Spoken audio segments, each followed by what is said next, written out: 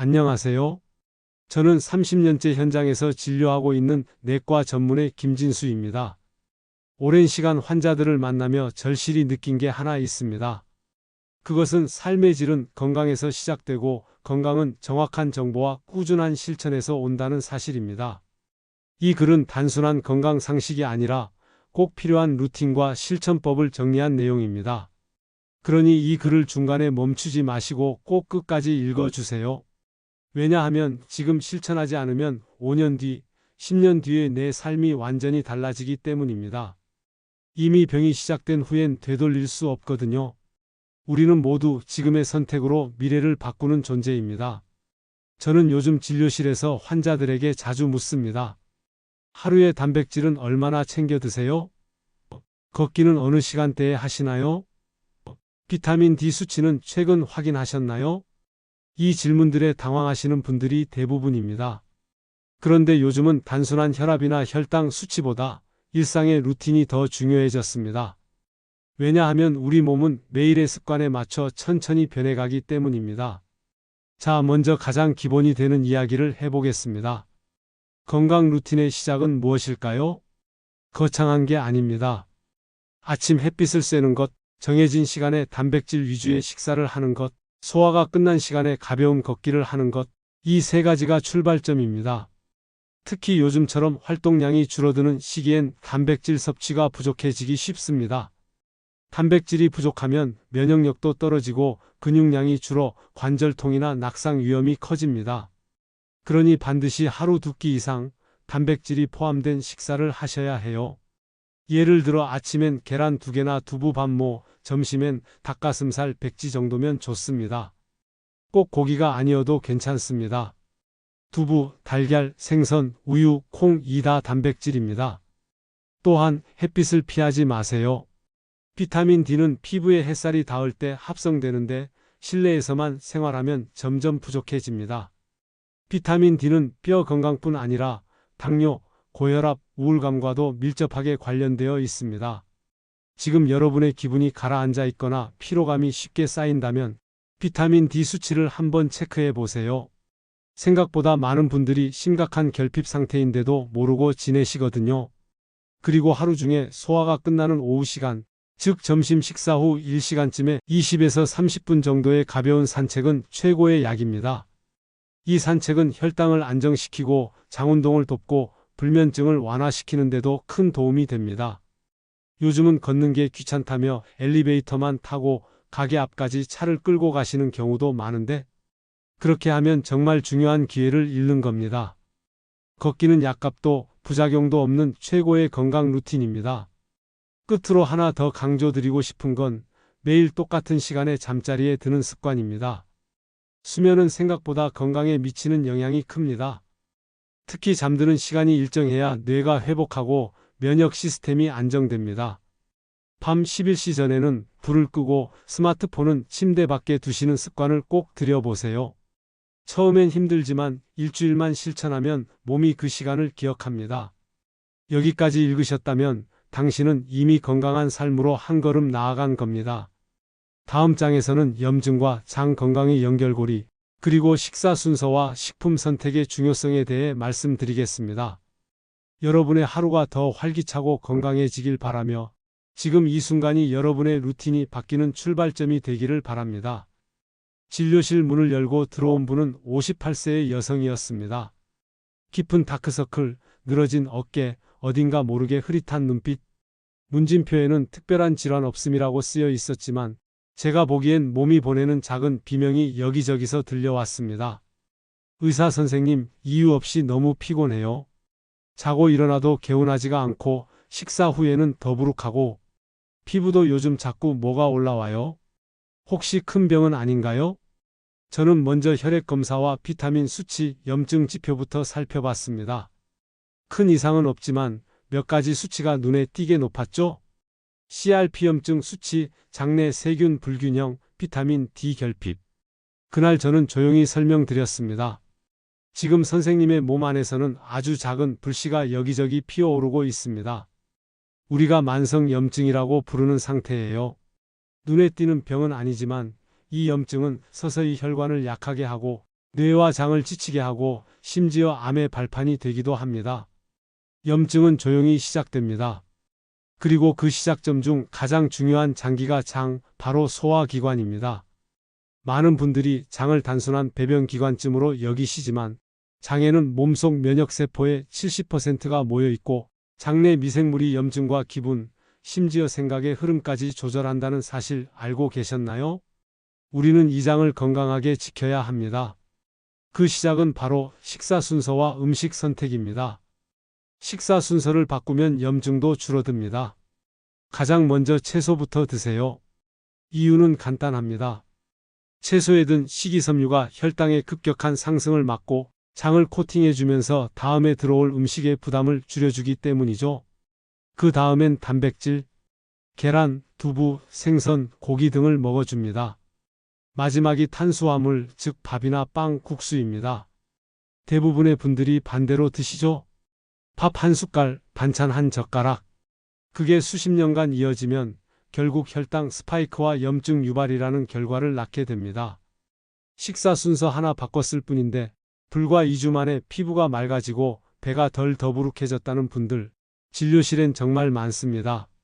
누룽지와 울금, 우리가 잊고 있던 슈퍼푸드. 요즘 저는 환자분들께 누룽지를 자주 권해드립니다. 기름지고 자극적인 음식에 익숙해진 우리의 장을 부드럽게 진정시키는데 구수한 누룽지 한 그릇만큼 좋은 음식이 드뭅니다. 단, 누룽지를 드실 때는 소량의 울금을 함께 드셔보세요. 울금 강황은 항염 작용이 강해 장 점막의 미세한 염증 완화에 효과가 있습니다.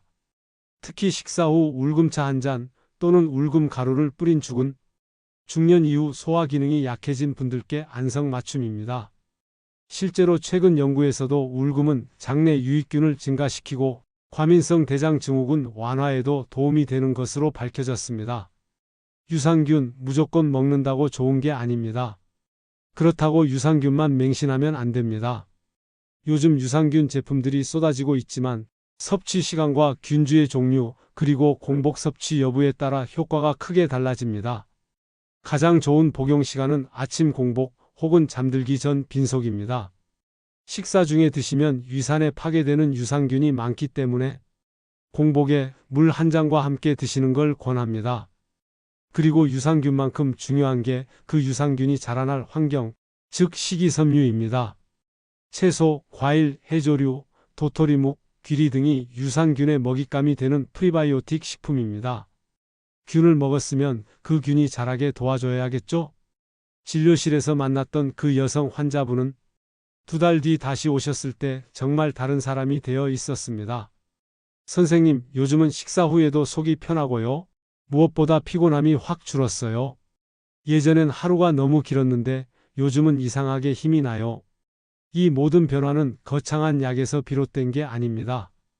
그저 식사 순서 하나 바꾸고 유산균을 제대로 챙기고 조금은 느리고 구수한 음식을 먹기 시작했을 뿐이죠.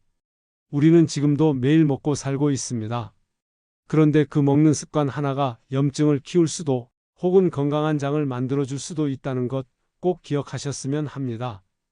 다음 3장에서는 대사증후군의 시작과 관리, 그리고 혈관 건강을 위한 생활 루틴에 대해 이야기해 드리고 또 다른 중요한 전환점이 될 겁니다. 저는 진료실에서 종종 이렇게 말합니다. 대사증후군은 조용히 찾아오는 도둑 같은 병입니다. 심장이 뛰거나 배가 아프거나 그런 뚜렷한 증상이 없거든요. 그저 조금 피곤하고 뱃살이 늘고 식후 졸음이 심해지는 정도. 하지만 그 소소한 징후가 쌓이면 언젠가 고혈압, 당뇨, 심장질환이란 큰 그림자로 다가옵니다. 어느 날 64세의 남성 환자분이 내원하셨습니다. 피곤해서 잠깐 눕기 시작했는데 자꾸 잠만 자게 됩니다. 혈액검사 결과는 눈에 익은 패턴이었습니다. 공복혈당 110, 중성지방 증가, 간수치 상승, 허리둘레 증가. 이건 초기에 잡으셔야 합니다. 지금부터 생활 루틴을 조금만 바꾸시면 약 없이도 되돌릴 수 있어요. 이 말에 환자분은 눈을 동그랗게 뜨셨습니다. 정말요? 약 안 먹고도요? 물론입니다. 대사증후군은 병이라기보다 경고에 가깝기 때문에 생활 습관을 바로잡는 것이 가장 중요하고도 효과적인 처방입니다. 그 핵심은 혈당과 인슐린을 안정적으로 유지하는 것, 그리고 지방간과 염증을 줄이는 것입니다. 그래서 제가 가장 먼저 제안드리는 건 공복 시간을 조금 늘려보자는 거였습니다. 이른바 간헐적 공복 루틴, 즉 저녁 식사 후 다음날 아침까지 약 12에서 14시간 정도는 아무것도 먹지 않는 습관입니다. 이는 우리 몸이 소화에만 에너지를 쓰지 않고 낡은 세포를 재활용하거나 염증 물질을 청소하는 오토파지 기능을 활성화시키는 데 도움이 됩니다. 무작정 굶는 게 아니라 내 몸에 휴식 시간을 주는 것, 그것이 핵심입니다. 하지만 공복 상태에서 무엇을 하느냐도 중요합니다.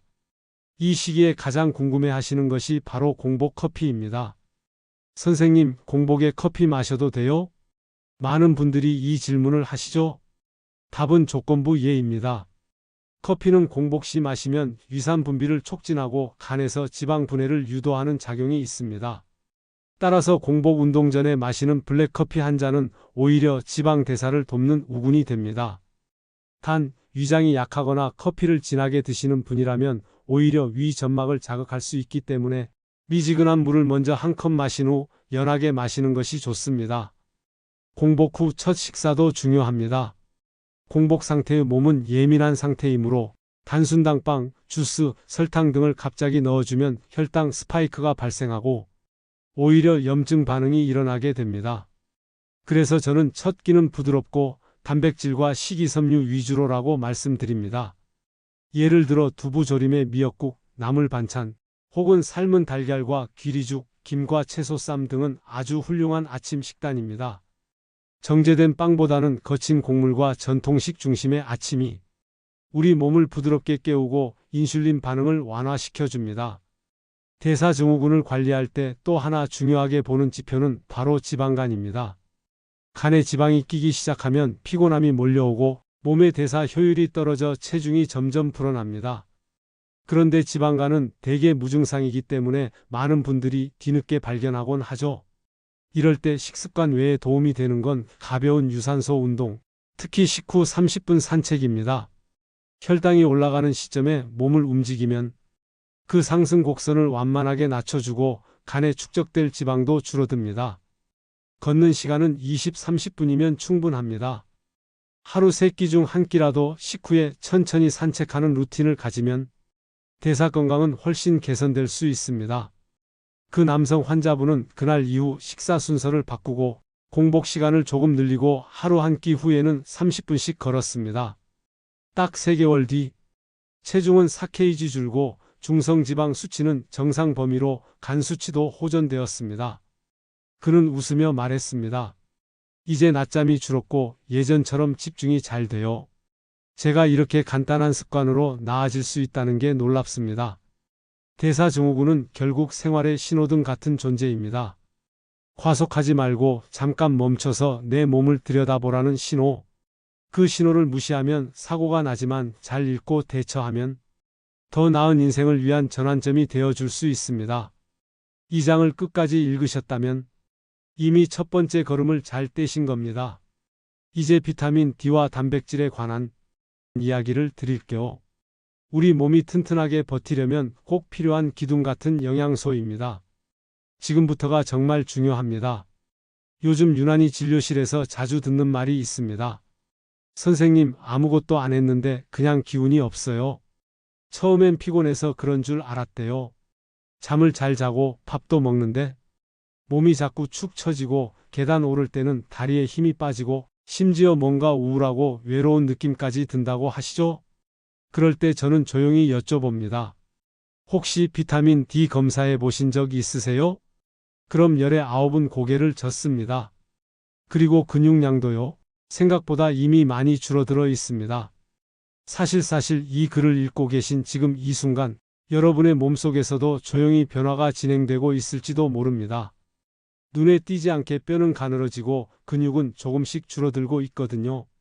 비타민 D는 단순히 뼈에만 필요한 영양소가 아닙니다. 근육에도 면역에도 기분에도 영향을 줍니다.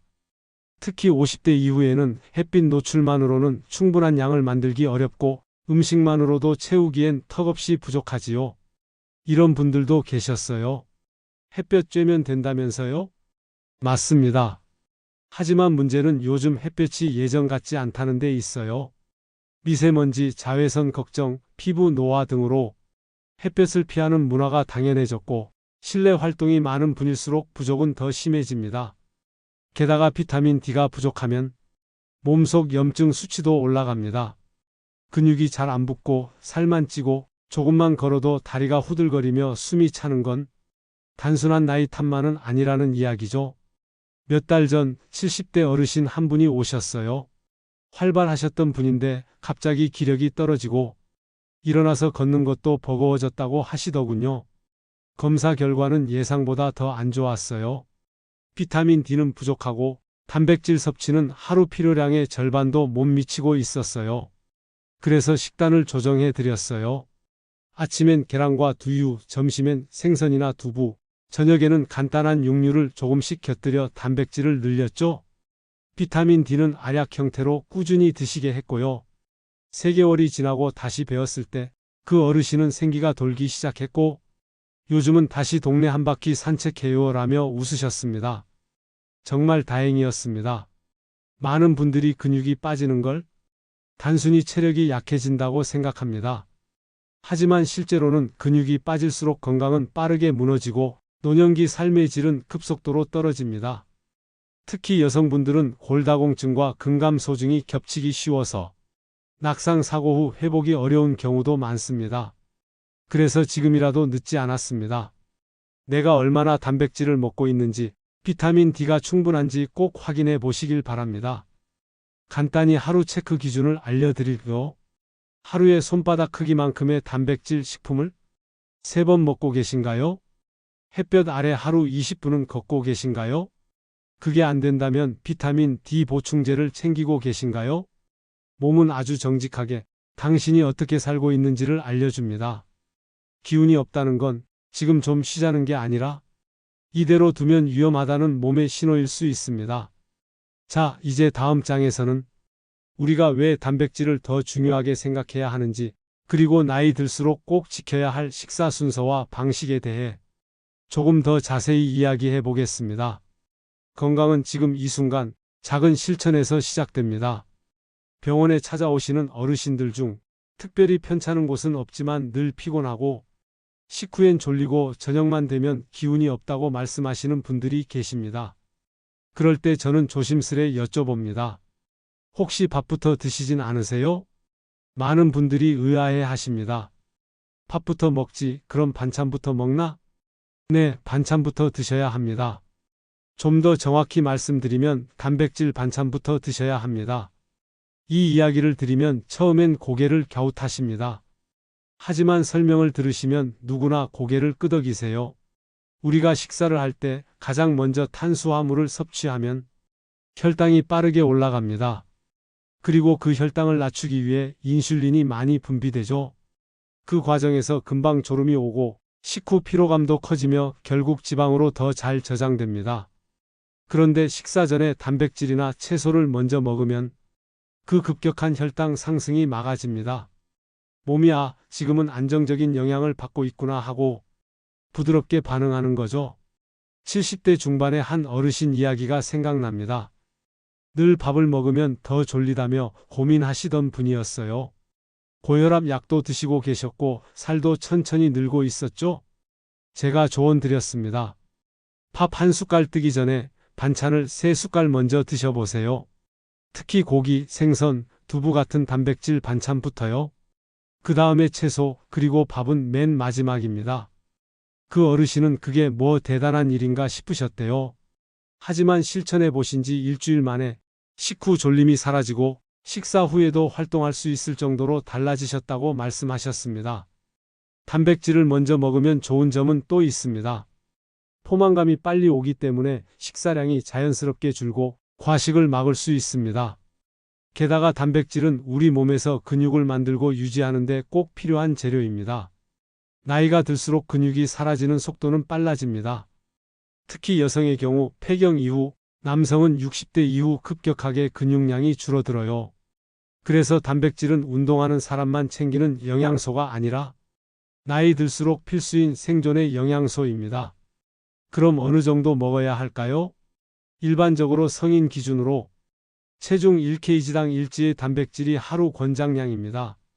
예를 들어 60kg인 분이라면 하루 60지, 이는 달걀 2개, 두부 반모, 닭가슴살 100지, 그리고 우유나 두유 1컵 정도면 충분히 채울 수 있어요. 하지만 문제는 하루 3끼 중 단백질이 거의 빠져 있는 경우가 많다는 겁니다. 빵 한 조각, 국 한 그릇, 김치 몇 점, 밥 한 공기. 이게 우리 많은 분들의 식사입니다. 건강을 위해선 이 순서를 단백질 중심으로 조금만 바꾸면 됩니다. 한 가지 팁을 드릴게요. 손바닥 법칙이라는 것이 있어요. 내 손바닥만한 크기의 단백질 반찬을 하루 3번 몇 끼 식사에 넣는 겁니다. 이것만 잘 지켜도 혈당, 체력, 근육 모두 지킬 수 있습니다. 이제 식사 순서에 대해 한 번만 더 정리해 볼게요. 먼저 단백질 반찬부터, 다음으로 채소나 나물류, 마지막으로 밥이나 빵, 국수 같은 탄수화물을 드세요. 처음엔 낯설 수 있어요. 하지만 일주일만 실천해 보시면 몸이 아주 다른 반응을 보이기 시작할 겁니다. 이번엔 우리가 흔히 간과하는 장 건강과 면역력의 연결고리에 대해 조금 더 깊이 있는 이야기를 나눠보겠습니다. 몸은 입으로 들어온 음식에 가장 정직하게 반응합니다. 지금부터라도 식사의 순서를 바꿔보세요. 그게 건강한 노년의 시작이 될 수 있습니다. 진료를 하다 보면요, 별 병은 없는데 자주 피곤하고 기운이 없다는 분들이 참 많습니다. 그럴 때 저는 꼭 이 질문을 드립니다. 화장실은 잘 다녀오세요? 사람들은 이 질문을 좀 쑥스러워 하십니다. 하지만 장이 건강한 사람치고 아픈 사람이 없습니다. 우리 몸에서 면역세포의 약 70%가 장에 모여 있기 때문입니다. 장은 단순히 음식물이 지나가는 곳이 아니라 외부에서 들어오는 모든 물질을 평가하고 이건 위험하다, 이건 괜찮다를 판단하는 우리 몸의 면역 사령부 같은 역할을 합니다. 장에 염증이 생기고 유해균이 많아지면 면역체계 전체가 불안정해지면서 피부 트러블, 잦은 감기, 만성 피로, 심지어는 우울감까지 생길 수 있습니다. 그렇다면 장을 건강하게 하려면 어떻게 해야 할까요?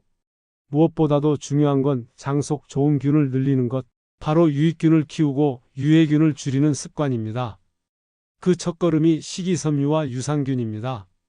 우리 몸은 유산균을 넣는다고 해서 그게 전부 장에 정착하지는 않지만 먹이인 식이섬유를 함께 섭취하면 그 유산균들이 장 안에서 오래 살아남아 우리 몸을 도와주는 방향으로 작용하게 됩니다. 여기서 중요한 건 균형입니다. 시중에 판매되는 유산균 제품을 챙기셔도 좋고 김치, 된장, 요구르트, 청국장 같은 발효식품을 꾸준히 드시는 것도 아주 훌륭한 방법입니다. 70대 후반의 한 어르신이 계셨습니다. 늘 속이 불편하고 변비가 심해 병원에 오셨는데 위나 대장 내시경 결과에는 큰 이상이 없었습니다. 하지만 삶의 질이 매우 떨어져 있었죠. 저는 아주 기본적인 조언만 드렸습니다.